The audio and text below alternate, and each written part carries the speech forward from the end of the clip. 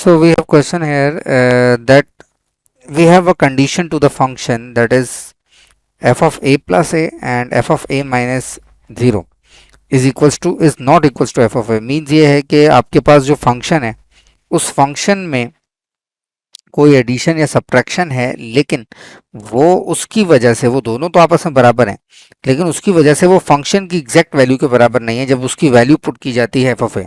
तो ऐसी डिसकंटिन्यूटी को क्या कहा जाता है? तो देखिए इसका आंसर है रिमूवेबल डिसकंटिन्यूटी। अब हम इसको देखते हैं कि इसका आंसर ये क्यों है। देखें, रिमूवेबल डिसकंटिन्यूटी जो है उसका मतलब क्या है कि आपके पास जो फंक्शन है या जो उसके y की वैल्यू है, हम फंक्शन को f ऑफ y जो है वो मान के चलते हैं, function is basically is equal to y।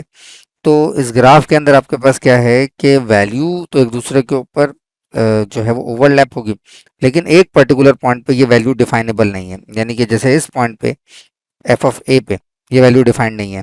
All दोनों तरफ से जब आप इस पॉइंट तक पहुंच रहे हैं तो दोनों तरफ से आपके पास वहीं पर पहुंच रहे हैं उसी पॉइंट पर, लेकिन उस एग्जैक्ट पॉइंट पे वैल्यू डिफाइंड नहीं है। ऐसी डिसकंटिन्यूटी को कहते हैं रिमूवेबल डिसकंटिन्यूटी।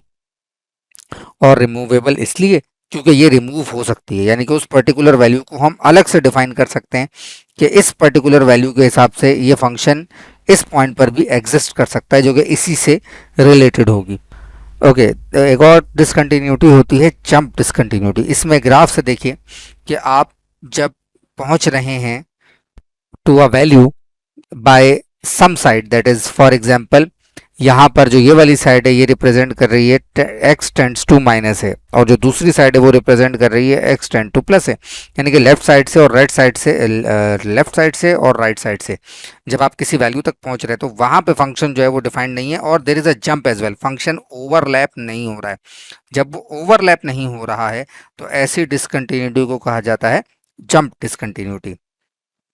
अच्छा, next one is the infinite discontinuity. As the name suggests के हमारे जो फंक्शन है उसकी वैल्यू जब a के बराबर होगी तो वहां पर उसकी वैल्यू क्या हो जाएगी? इनफाइनाइट हो जाएगी। यानी कि हमारे y की वैल्यू या फंक्शन की वैल्यू क्या हो जाएगी?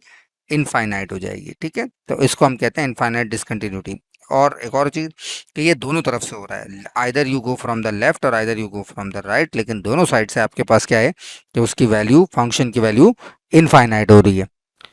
And the last one is the mixed discontinuity. As the name suggest, यहाँ पर भी डिसकंटिन्यूटी है फंक्शन की वैल्यू में, लेकिन वो मिक्स्ड है। मिक्स्ड कैसे? जैसे फॉर एग्जांपल यहाँ पर आप इस ग्राफ को देखिए कि जब फंक्शन की वैल्यू 3 है, ठीक है, जब फंक्शन की जब जो वेरिएबल है उसकी वैल्यू 3 है, जिसकी वजह से फंक्शन डिफाइन हो रहा है एट 3 पर, तो बात यह है कि एक तरफ से जब आ रहे हैं तो वो इनफाइनाइट हो रहा है, लेकिन दूसरी तरफ से जब आ रहे हैं तो वहाँ पे अनडिफाइंड है, वहाँ पे एक होल है।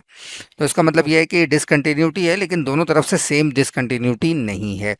तो इसलिए इसको मिक्स्ड डिसकंटिन्यूटी कहा जा सकता है, क्योंकि इसमें दोनों साइड से जो कंडीशन है वो डिफरेंट हो सकती है। ठीक है, तो ये डिसकंटिन्यूटी है, लेकिन एक तरफ से रिमूवेबल है और एक तरफ से इनफाइनाइट है। तो हम इसको ये भी कह सकते हैं कि इसीलिए इसको मिक्स्ड डिसकंटिन्यूटी कहा जाता है, क्योंकि ये मल्टीपल टाइप से मिलके बनती है।